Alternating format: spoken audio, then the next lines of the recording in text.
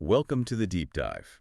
We're the place you come to when you want to go beyond the headlines, sifting through, stacks of sources to really get to the heart of things.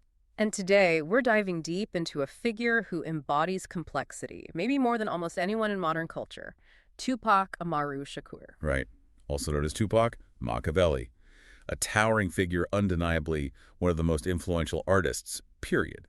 Sold over 75 million records. Which is staggering, especially when you consider he only lived to be 25, born 1971, died 1996. It's an incredibly compressed, explosive life. Absolutely. And that's our mission today. To really navigate the whirlwind around him. The sources are diverse, often conflicting. We want to look at his radical roots, his incredible artistic range, the legal battles. That the persona shifts, the whole gangsta image versus the poet. Exactly. And the legacy. How is he still so relevant? Where's the connective tissue between all these seemingly contradictory parts? We kind of have to start right at the beginning with his name, because the weight of history was, put on him from day one. He wasn't born Tupac Shakur. Well, no. He was born Lassane Parish Crooks. But when he was just 1 year old, his mother, Afeni Shakur, renamed him Tupac Amaru Shakur. After Tupac Amaru II. The 18th century indigenous revolutionary in Peru led this massive uprising against the Spanish, was eventually executed. Wow. That's a heavy name to give a baby. It was intentional.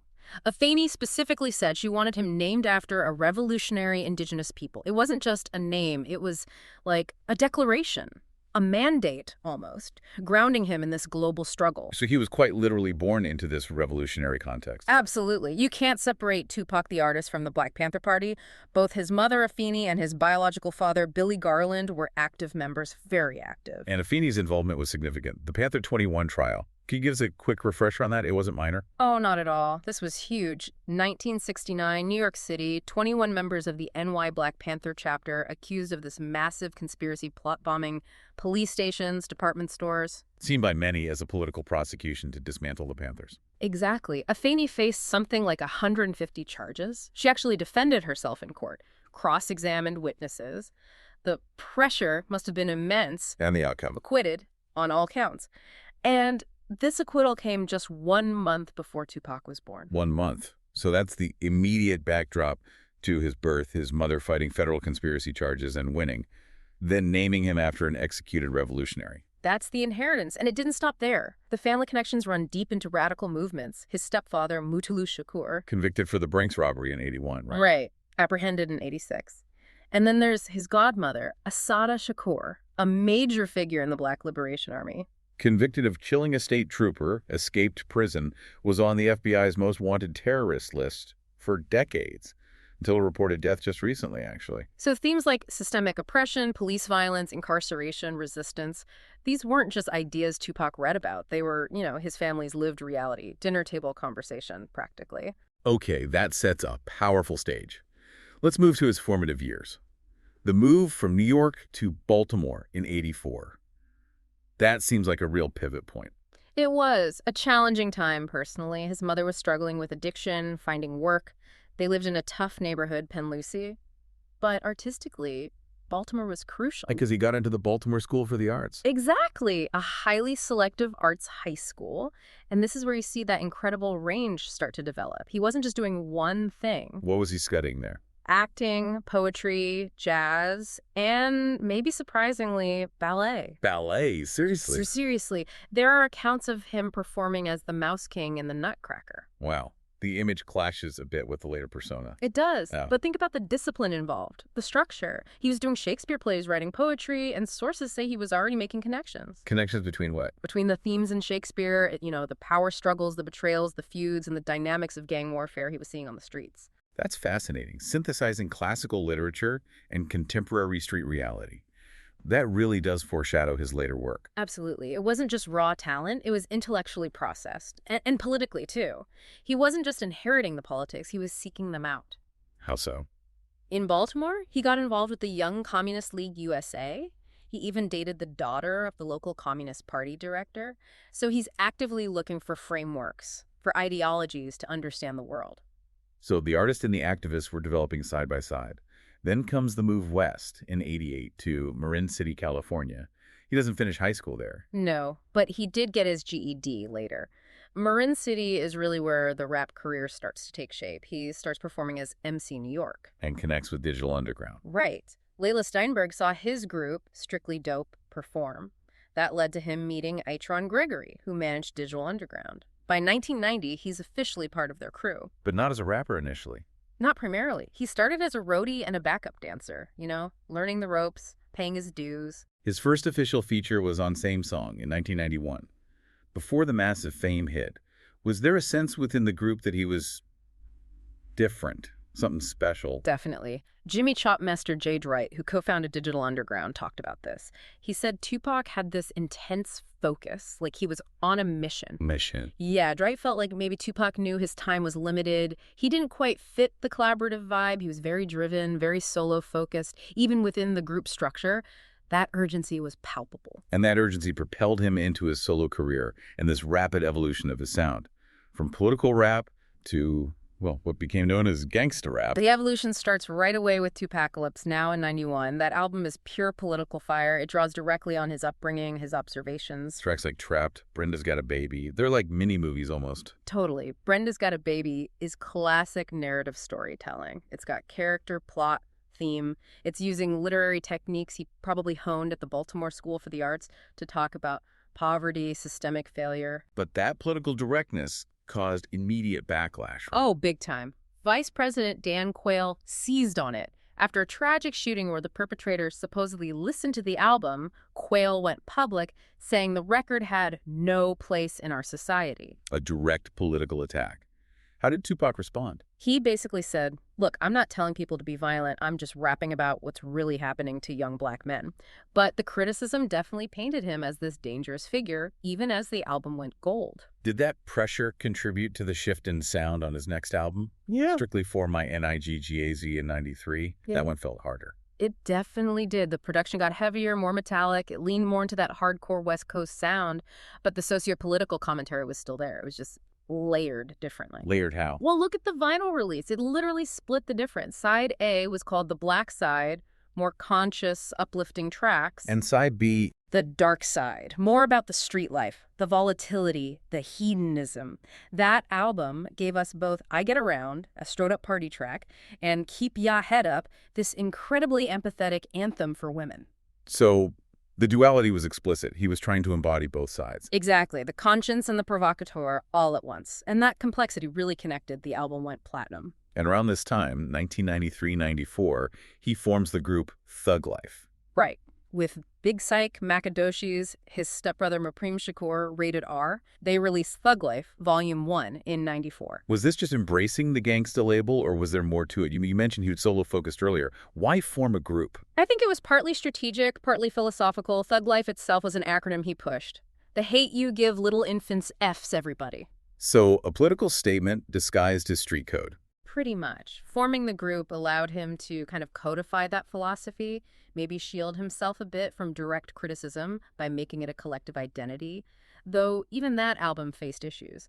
The original version got scrapped because of the intense anti-gangsta rap sentiment at the time. It had to be heavily reworked. It sounds like the external pressures were constantly mounting. Yeah. And then the legal troubles really started to escalate. Let's talk about Oakland, 1991. Yeah, that jaywalking incident seems minor, but it was pivotal. He alleged that Oakland police stopped him, choked him, slammed his head into the pavement. Just brutal escalation over jaywalking. And sued them. For $10 million. They eventually settled for about $43,000, which, acknowledges something went wrong, but it's a fraction of what he asked for. And there was a lasting physical impact from that. Yes. According to sources, that incident, the head trauma, is what triggered his alopecia, the autoimmune condition that caused his hair loss. So the shaved head, which became such an iconic part of his look, was directly linked to an alleged act of police brutality. It became this constant, visible reminder of that confrontation with the system. Then things got even more serious in Atlanta, 1993. The shooting involving off-duty cops, the stories there seem really contradictory. Extremely. Police said Tupac shot at them after an argument, but witnesses claimed the officers who were in plain clothes were harassing a black motorist, using racial slurs, and maybe even fired first. Self-defense versus police aggression. How did it resolve? All charges against everyone involved were eventually dropped. But the incident itself, the ambiguity, the conflicting accounts just added to his feeling of being targeted, his distrust of authority. And then came the case that really changed everything. The sexual abuse charges in New York, late 1993. Yeah, November 93. He and others were accused by Ayanna Jackson. The trial was complex, the media coverage intense. What was the final verdict? He was acquitted of the most serious charges, sodomy and gun charges, but convicted of 2 counts of first-degree sexual abuse, specifically forcibly touching the woman's buttocks. And the sentence? 18 months to 4.5 years in prison. And this conviction, coupled with things happening around the same time, really solidified his belief that he was being set up, didn't it? Absolutely. This is where the paranoia, or perhaps justified suspicion, really takes hold. He started pointing fingers at associates like Jacques Haitian-Jacques Agnant and James Jimmy Henchman Rosemond. Believing they were involved in orchestrating the charges. Yes. He theorized they connected his accuser to the situation, that it was a deliberate attempt to take him down, control him, maybe extort him. This narrative of betrayal became central to his worldview. And then, literally the day before his sentencing, the Quad Studio shooting, November 30th, 1994. Just unbelievable timing. He'd gone to Quad Studios in Times Square, supposedly lured there by Jimmy Henchman with an offer to record a verse for $7,000 cash he needed for legal fees. And he was ambushed in the lobby? Ambushed, beaten, robbed of his jewelry, and shot 5 times. Miraculously survived, but physically and psychologically it was devastating. His reaction immediately after was legendary, showing up to court the next day. Right. Heavily bandaged, in a wheelchair, fresh out of surgery, against doctor's orders, he shows up for the verdict. That image, defiant, wounded, convicted, instantly became iconic. It cemented his status as a martyr in the eyes of many fans. And he publicly blamed people who were in the studio upstairs that night. He did. Sean Puffy Combs, the Notorious B.I.G., and Jimmy Henchman. He was convinced they knew about the ambush, even if they didn't orchestrate it directly. That perceived betrayal lit the fuse for the East Coast-West Coast rap war. It became personal, deeply personal. So he goes to prison, Clinton Correctional Facility, but he doesn't just sit there. He starts reading some heavy stuff. Yeah, this is the Machiavelli period beginning. He's reading Machiavelli's The Prince, Sun Tzu's The Art of War, getting deep into strategy, power, manipulation. And the idea of faking one's death to return stronger. That Machiavellian concept really resonated. It directly inspired his later stage name, Machiavelli. He's plotting his return, his reinvention, even from inside prison. His time inside gets cut short, though, thanks to Suge Knight. Right. October 1995, Suge Knight, the head of Death Row Records, posts a $1.4 million bond to get Tupac out, pending his appeal. Why such a huge amount? What was the deal? Tupac, in return, signed a 3-album deal with Death Row. Apparently, the groundwork was laid earlier when Suge helped Afeni with money to save her house. So Tupac comes out of prison, straight onto the West Coast's most notorious record label. And his first order of business seems to have been musical revenge. Hit 'em up. Oh, man. Hit 'em up was thermonuclear. Just pure, unfiltered rage directed at Biggie, Puffy, Junior MAFIA, Mobb Deep, Chino XL. It wasn't just a diss track, it was a declaration of war. It took the rivalry to a point of no return. And all that energy, that fury gets channeled into his next project. All Eyes on Me. Released February 1996, rap's first double album. A massive, sprawling statement. Thematically, it feels different from his earlier work. Less overtly political, more triumphant, more gangsta. Yeah, the introspection takes a backseat to this kind of volatile, celebratory, post-prison swagger. It's the sound of someone unleashed. And it was huge. Certified diamond, 10 million copies. 2 #1 singles, California Love, How You Want It, peak commercial success. And incredibly, even after that huge double album, he still recorded another entire album, The Don Illuminati, The 7-Day Theory, under the Machiavelli name. Which was finished before he died. The speed is incredible. Reportedly written in 3 days, recorded and mixed in 4. Just an insane burst of creativity fueled by, well, everything that was happening. That intensity was unsustainable. Which brings us, tragically, to Las Vegas, September 1996. He was there for the Mike Tyson fight with Suge Knight, but before the shooting later that night, there was another incident. The fight in the MGM Grand Lobby. Right. Caught on surveillance. One of Suge's guys spots Orlando Anderson, a Southside Compton Crip who allegedly robbed him earlier. Tupac, Suge, and their crew confront and assault Anderson. It was aggressive. And later that night, drive away from the fight. They're in Suge's BMW, heading to his club, stopped at a red light on Flamingo Road. And A white Cadillac pulls up alongside the passenger side, where Tupac was sitting. Shots fired rapidly into the car. how many times was he hit? 4 times. One bullet hit his right lung. He held on for 6 days in the hospital. But died on September 13th, 1996.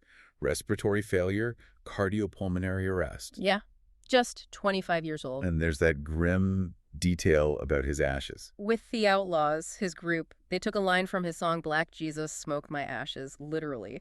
They confirmed later they mixed some of his ashes with marijuana and smoked it. It just adds to the whole mythos surrounding him. For years, decades really, the murder remained unsolved. So many theories, rumors, Orlando Anderson, Biggie, even wilder stuff. It became one of those huge, lingering pop culture mysteries, fueling endless speculation, documentaries, books. But then, relatively recently, there was a major break. July 2023. Las Vegas police executed a search warrant related to the case after all that time. And then the arrest, September 2023. Dwayne Keefe D. Davis. He's the uncle of Orlando Anderson, the man assaulted in the MGM lobby hours before the shooting. And Davis had made public statements suggesting involvement. Yeah, over the years, in interviews and a book, he'd implicated himself as being in the Cadillac, involved in the planning. Now he's been indicted for the murder. His trial is set for 2026. February 2026, last I checked. He's currently incarcerated, so after almost 30 years, there might finally be some legal closure. It's incredible how the story keeps unfolding. Let's shift gears slightly, though, and talk about his other artistic life, the actor, the writer. His film career was short, but impactful. Definitely. Juice in '92 was a powerful debut, earned him real critical respect. Then Poetic Justice in '93 with Janet Jackson. And the poems his character recited in that film were actually written by Maya Angelou, which again shows that blend street sensibility meeting high literary art. But his legal problems started interfering with acting roles, too. Oh, yeah. John Singleton wanted him for higher learning after Poetic Justice, but the studio balked because of his conviction. Singleton had to let him go. Singleton still saw potential, though. Absolutely. He later envisioned Tupac for the lead in Baby Boy. The film ended up being dedicated to him, even featuring his mural and music. And what about that wild rumor involving Star Wars? Ah, the Mace Windu rumor.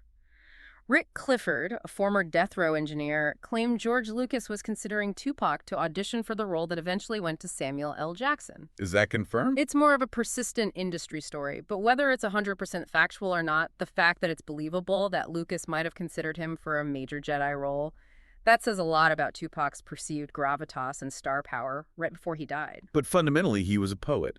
The Rose That Grew from Concrete is famous, but his poetry started much earlier, didn't it? And it was political from the start. It absolutely was. Recently discovered handwritten poems from when he was just 11 years old. They're not about kid stuff. What are they about? Black liberation, mass incarceration, race issues. And he signed them Tupac Shakur, future freedom fighter. At age 11. 11. It proves the revolutionary consciousness wasn't something he adopted later for an image. It was ingrained. It was who he saw himself becoming, even as a child. Let's talk about the music itself, the sound. We know the themes, Panther ideologies, street life, contradictions. But what about his voice? What made it so distinct? Shock G, his producer from Digital Underground days, had a great insight. He said most rappers rap from their nose or throat. Tupac rapped from the pit of his stomach. What does that mean, technically? It gave his voice incredible power, projection, resonance. Shock G believed he learned this from studying great speakers, orators like Martin Luther King Jr., Malcolm X. He wasn't just rapping, he was delivering something with force. And beyond the voice, technically, as a songwriter and producer in the studio, he gets praised, but sometimes criticized as maybe less technically complex than others. I think that misses his background. His training in jazz, poetry, theater, it shows up in techniques like vocal stacking. Vocal stacking. Explain that. It's where you record the same vocal line multiple times and layer them very precisely in the mix. It's harder than it sounds. You need perfect timing, pitch consistency. Where can you hear that? Listen closely to tracks like Dear Mama. You'll hear multiple layers of his voice, sometimes with slight rhythmic variations, reinforcing phrases, adding texture. It makes the vocal sound incredibly full and powerful, almost like a chorus, but it's all him. So it's a way to add depth while keeping the flow. Exactly. It maintains that strong oratorical feel without getting muddy. It's a sophisticated technique rooted in musicality, rhythm control. That's why someone like Eminem, a technical master himself, calls Tupac the greatest songwriter. He recognizes that structural skill, not just the words. When peers like Nas say things like, I put Tupac beyond Shakespeare, that's placing him in a very different category than just rapper. He's achieved that iconic status, absolutely. And it's reflected academically now, too. Harvard held a whole symposium on him. All eyes on me, Tupac Shakur and the search for the modern folk hero. Scholars analyzing his impact. And it's not just in the U.S. No way. The University of Oslo in Norway actually had a course just on Tupac's cultural history and global reach.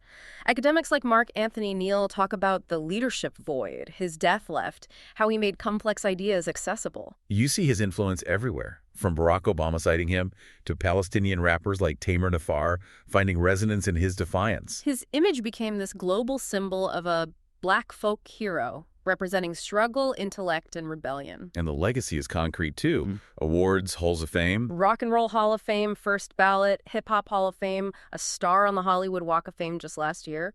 Plus, the foundation, TASF, doing arts training, and they even renamed a street section in Oakland Tupac Shakur Way. He's literally part of the landscape now. So, wrapping this all up, how do we synthesize this? The revolutionary poet, the actor, the gangsta, the Machiavelli figure, the violence, the intellect, the global impact. It's a lot. It is a lot. He's the ultimate paradox, maybe. The walking contradiction, as Neil said. He embraced the gangster role, yet his work resonates with such intellectual and emotional depth. He became a martyr figure for many, despite, or maybe because of, his flaws and complexities. Because he embodied the struggle. I think so. The struggle of being brilliant, angry, politically aware, and just trying to navigate a world that felt hostile. He translated the formal language of revolution he grew up with into the raw language of the streets, and people felt that authenticity. Which brings us to a final thought. Academics talk about his mythological status, calling him OG, ostensibly gone. He feels both historical and perpetually present. What does it mean when an artist achieves that kind of resurrection in culture, blurring history and legend, especially as the legal system is still trying to write the final chapter? It means, perhaps, that the revolutionary spirit his mother named him for Tupac Amaru ultimately transcended the person. The future freedom fighter he signed his childhood poems as. In a way, through his art and his enduring impact, he became exactly that. A complicated, flawed, but undeniably powerful legend. A powerful place to leave it. Thank you for joining us for this deep dive into the life and legacy of Tupac Shakur. We hope it gave you, our listeners, a deeper appreciation for the layers behind the icon.